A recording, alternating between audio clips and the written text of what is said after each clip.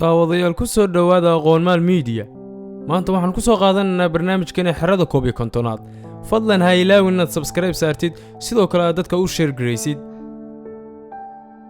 maxaad ka ogtahay xerada 11aad ee ku taala buuraha Nevada ee Mareykanka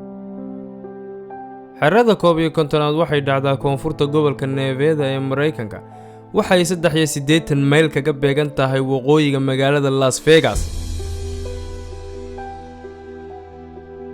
xerada 11aad waa xero aad u weyn oo lagu tijaabiyo hubka Mareykanka noocyadooda kala duwan sida hubka biologiga ah iyo ka nuclearka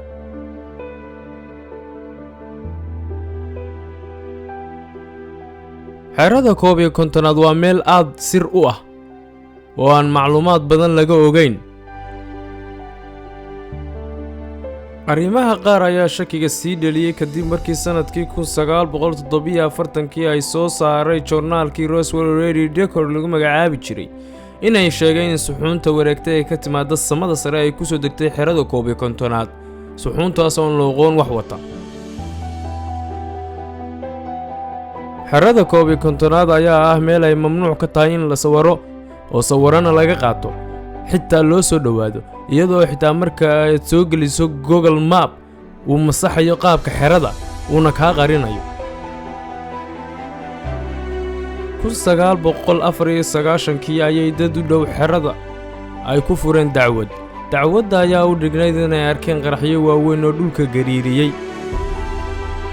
halka ay dadka qaar jidhkoodii diirka sare ka qaadmay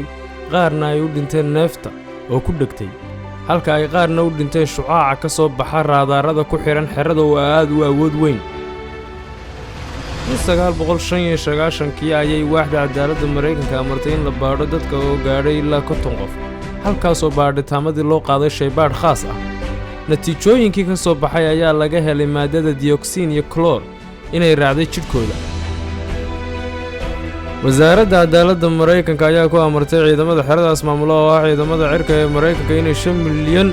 ay siiso dadkii magdhow ahaan dadkii ay xanuunadaas ka soo gaadhay